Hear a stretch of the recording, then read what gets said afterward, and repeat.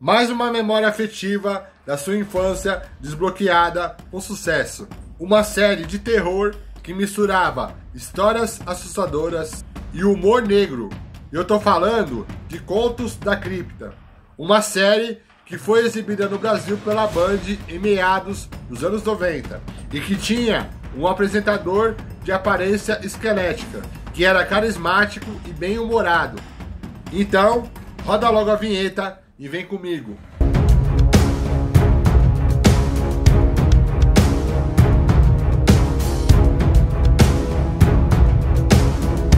Muito bem, então. Meu nome é Gerson, o Guerreiro Nerdola, porque todo Nerdola raiz é um guerreiro. E para você que acredita no meu trabalho, deixando o seu like, a sua inscrição e o seu comentário, aí vai, meu muito obrigado. E para você que está chegando agora, seja bem-vindo.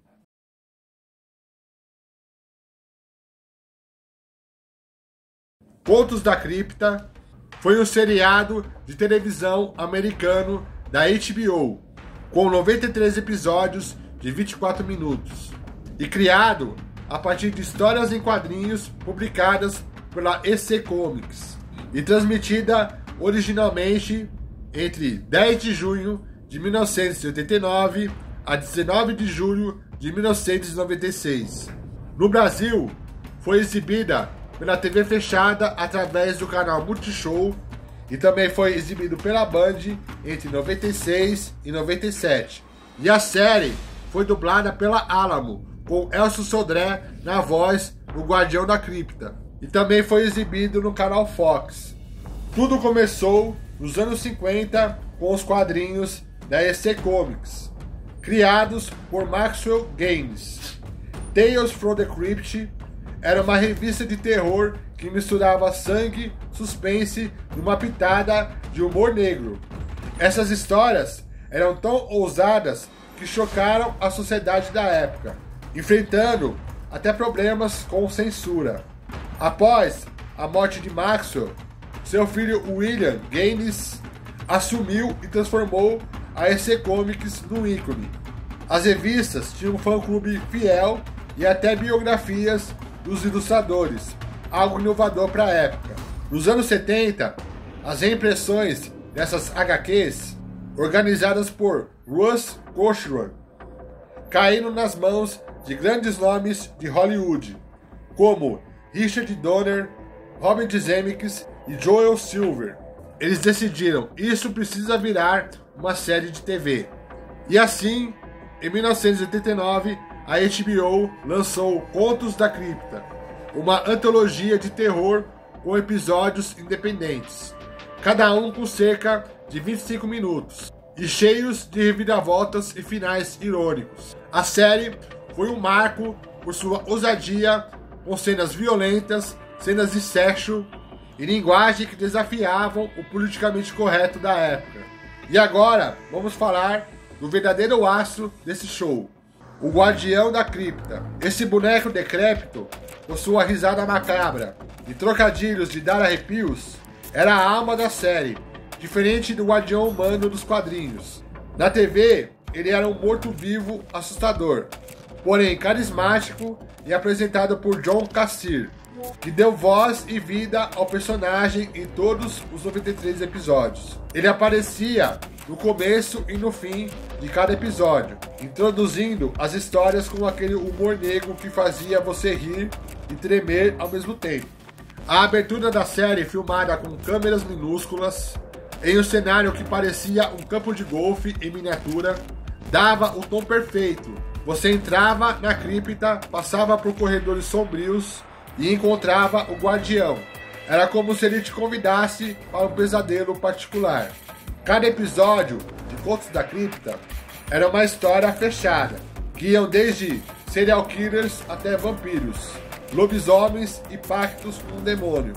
As histórias vinham dos quadrinhos da EC Comics, mas com o tempo a série criou roteiros originais. O que tornava tudo especial era o tom, uma mistura de terror, suspense e humor negro, sempre com um final surpreendente. E o público? Bom, a série foi um sucesso absoluto, transmitida pela HBO de 1989 a 1996. Ela conquistou uma legião de fãs, especialmente jovens que adoravam o estilo e a ousadia das histórias. E aqui no Brasil foi exibida pela Bandeirantes e marcou a infância de muita gente, inclusive a minha. Os fãs amavam a interatividade do Guardião, que falava diretamente com a audiência, e os finais moralizantes, onde os vilões sempre pagavam o preço. Mas nem tudo era flores.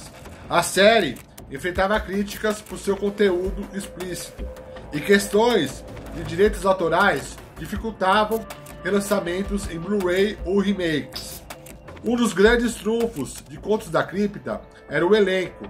A série atraiu uma lista de celebridades que parecia um tapete vermelho de Hollywood.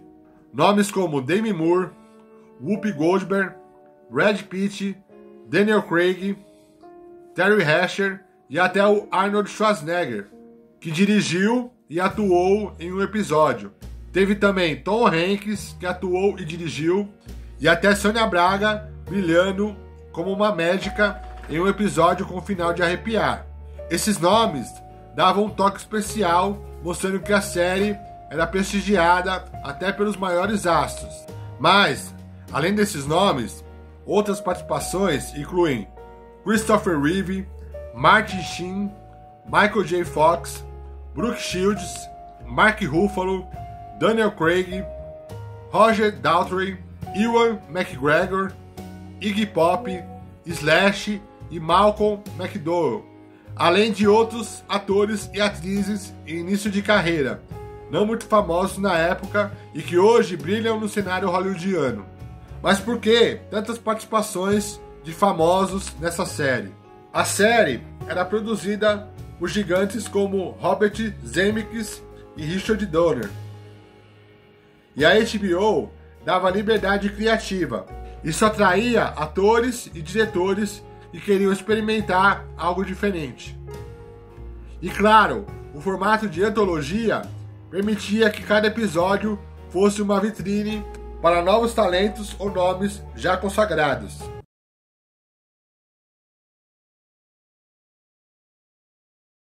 Infelizmente, toda boa história tem um fim. Contos da Cripta durou 7 temporadas, até 1996, mas começou a perder força quando a Fox comprou os direitos em 1994, trazendo censura e cortando parte da ousadia que fazia a série única. Questões jurídicas envolvendo direitos autorais também complicaram a vida da produção, dificultando remakes e relançamentos.